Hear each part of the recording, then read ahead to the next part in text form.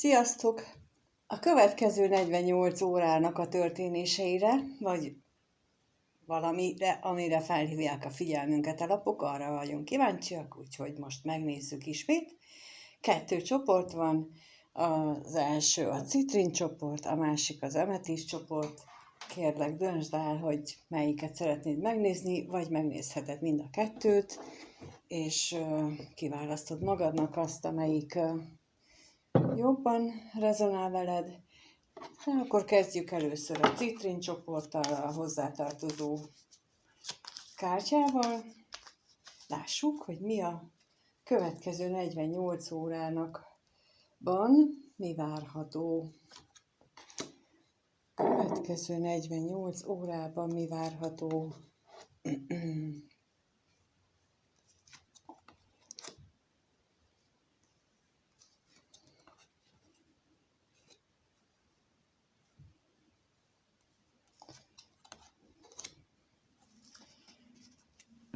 Akik ezt a csoportot választották, számukra egy jelentőségteljes változás történhet ebben a következő 2 napban, ami nem lesz túl pozitív. Egy hírrel indulhat, egy üzenettel, egy levéllel, akár lehetséges egy olyan is, hogy egy hivatalos ügyről kap információt, felvilágosítást, levelet, ami hát hideg zuhanyként fogja érni, nem kifejezetten pozitívot mutatnak a lapok egyáltalán, de megkérdezzük a halált. Hát, ha megtudunk valami bővebbet róla,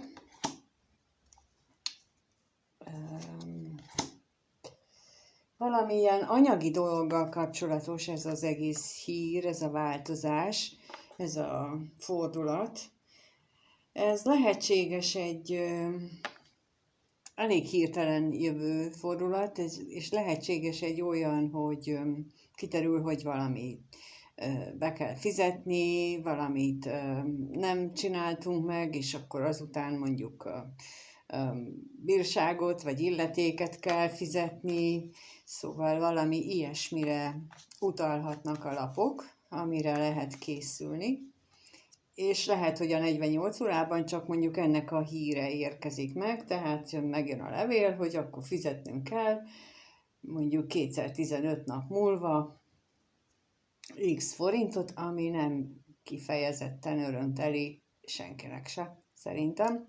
De még megkérdezzük a szomorúságot, hogy a szomorúság itt mit mutat, mit tudhatunk meg róla. Igen, egyes esetekben ez a munkával összefüggő,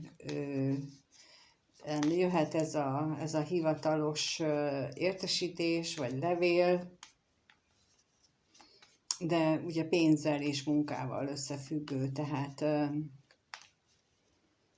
például ha valaki vállalkozó, akkor a könyvelő szól, hogy húha, elfelejtettünk befizetni ezt vagy azt, vagy kaptunk egy levelet mondjuk az adóhivataltól, és akkor azt még be kell fizetni. Szóval ilyen típusúra gondolok. Néhány esetben még a bíróra megkérdezzük, hogy a bíró, hát ha valami jobbat mutat.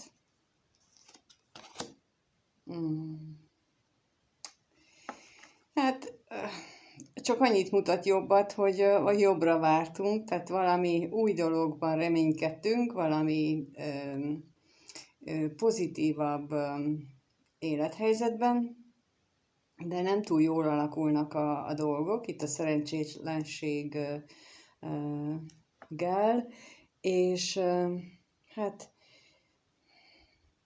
ennek ez a vége tulajdonképpen, hogy továbbra is csak az jön ki, hogy egy ilyen hirtelen nem jó dolog fog találni bennünket, akik ezt választották, úgyhogy remélem kevesen választottátok. Köszönöm, ha itt voltatok, köszönöm, ha lájkoltak, feliratkoztok. Figyelmetekbe ajánlom a csatornatagságot, hogy lehet már oda is bejelentkezni. A videókat ott a 2. szintnél már egy nappal korábban meg lehet hallgatni, és ezen kívül még egyéb tartalmakat is teszek fel. Ott lehet kérni, most még a héten érvényes az ingyenes konzultáció is, tehát aki most a héten legalább második szintűt regisztrál tagként, akkor ő nekik egy ingyenes egyéni konzultációt ajánlottam fel, úgyhogy azt a hozzátartozó információkat a tagok láthatják a csoportban. Köszönöm még egyszer, akkor itt voltatok, és nézzük a másik csoportot. Remélhetőleg a másik csoport számára mivel kedvezőbb dolgok jönnek ki. Lássuk akkor, hogy kicserélem az ametisztet. Tehát az ametiszt csoport számára most mit mutatnak a lapok? A következő 48 órára.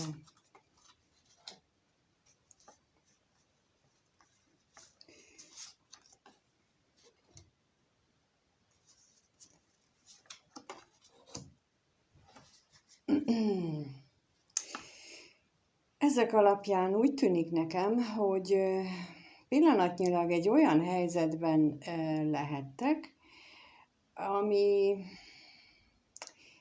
a földre küldött benneteket.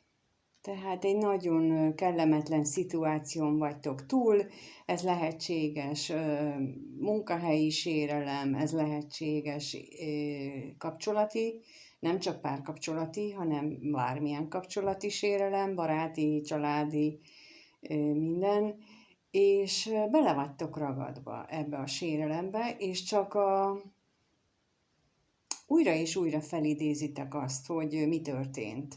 És úgy tűnik nekem, hogy ragaszkodtok ehhez a sérelemhez, és nem akarjátok elengedni, mert most az jön, hogy talán bosszúvágy van bennetek. Tehát, hogy azt szeretnétek, hogy megbüntesse azt a valakit, aki ezt okozta veletek, vagy igen, nektek, és ezért nem akarjátok elengedni, és itt középen a botokászával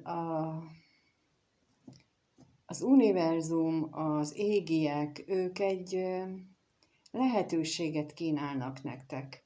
Egy új kezdetre adnak lehetőséget. Egy béke jobbot nyújtanak.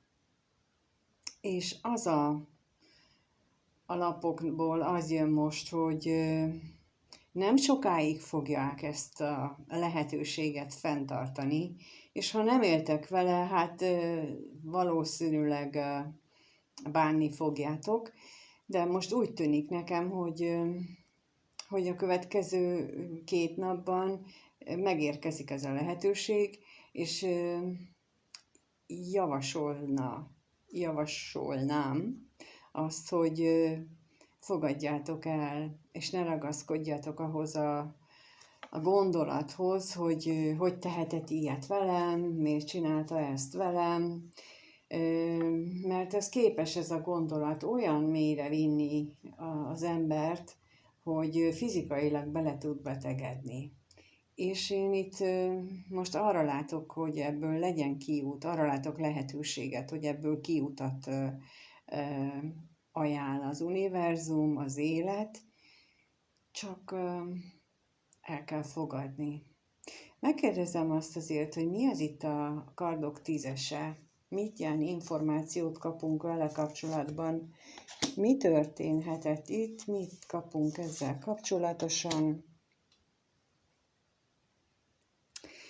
Elképzelhető, hogy volt egy olyan szituáció a múltban, ami hát ilyen nagyon stabilnek tűnt, olyan nagyon komótosan, nyugodtan úgy gondoltátok, hogy ebből lesz valami, és akkor hirtelen becsapott a mennykű, és ez lehetett valami utazás, vagy információ formájában, de a lényeg az, hogy olyan információt, olyan híreket kaptatok, ami ezt a biztosnak hitt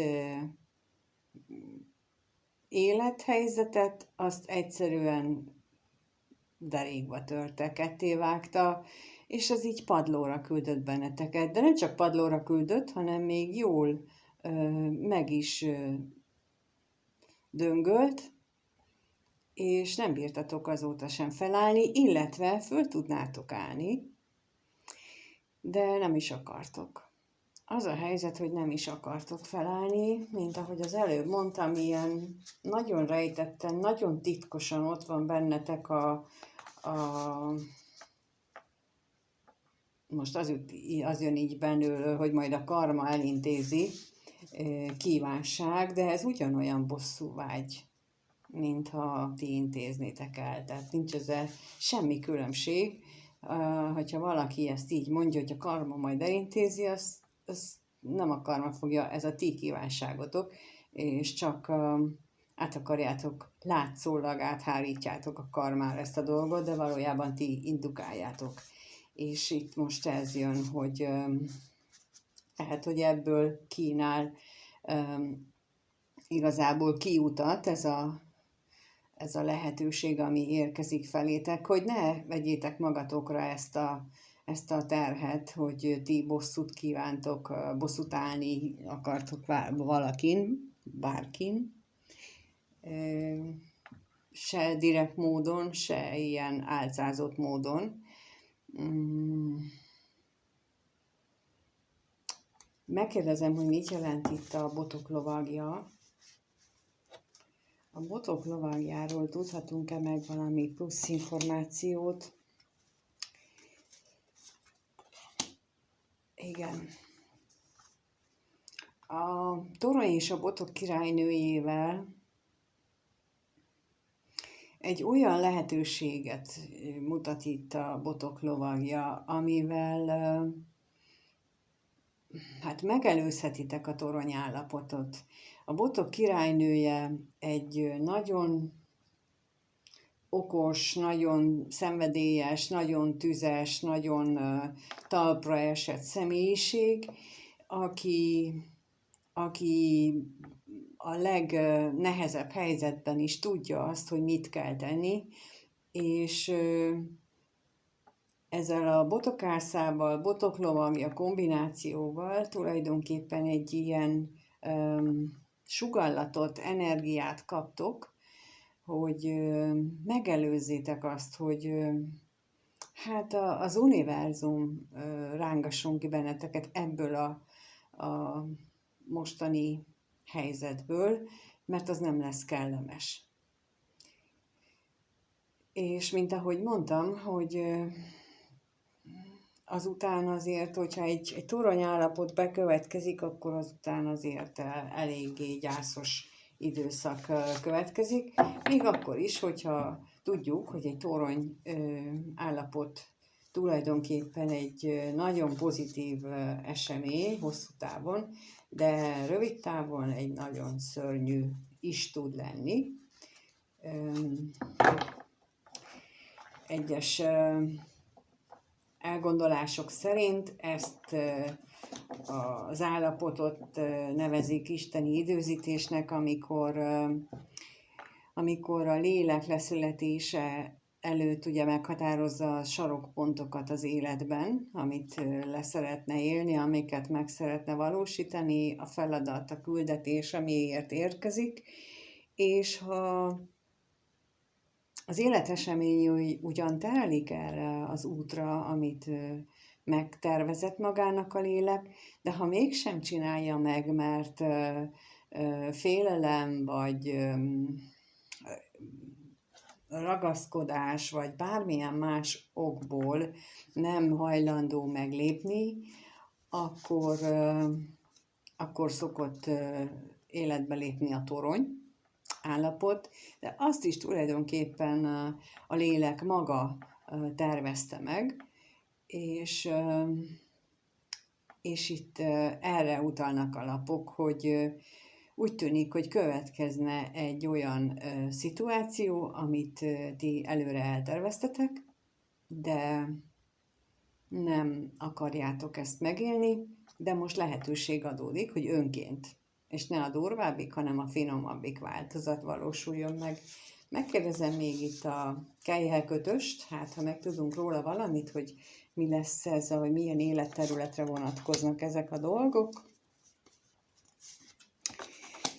Nem tudunk meg róla, azt tudjuk meg a végítélet és szerencsekerékkel, hogy ez egy valóban olyan, amit az előbb elmondtam, pedig hát ezt csak így alapok alapján gondoltam, tehát hogy ez egy valóban olyan szituáció, ami szorosan kötődik az élettervünkhöz, a küldetésünkhöz, amiért erre a világra születtünk, és mindenképpen javasolt lenne nyitott szemmel, ésszel, lélekkel, érzéssel, szívvel, tehát teljes nyíltsággal a világ felé fordulni, és meglátni, érezni azt, hogy mi az, amit most tehetek.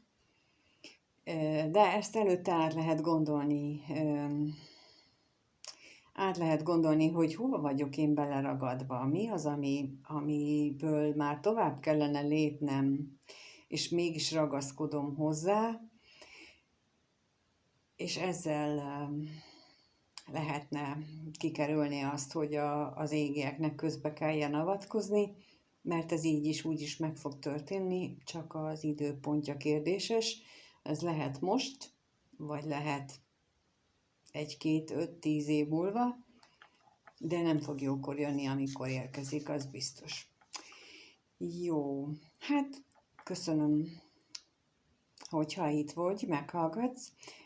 Nektek is elmondom, hogy lehetőség van a csatornatagságra, és ezen a héten még érvényes a 2. szinten belépő tagok számára az ingyenes egyéni kivetés kérése, és ezt a tagságban egy bejegyzésben le van írva, hogy hogyan és mint, úgyhogy ha úgy gondoljátok, hogy esetleg előbb szeretnétek információhoz jutni, mint itt, vagy reklámmentesen, oda teszek fel különböző egyéb tartalmakat is. Például most tettem fel egy szeretetnyelvvel kapcsolatos dolgot, ami arra szolgál, hogy a párkapcsolatot hogy lehet nagyon könnyen minőségileg javítani, tényleg nagyon könnyű, és még ehhez hasonló dolgokat, meg különvetéseket is teszek fel, úgyhogy ott is szeretettel várlak benneteket, és köszönöm, hogy itt voltál, meghallgattál, köszönöm, ha lájkolsz, feliratkozol, és minden jót kívánok nektek. Sziasztok!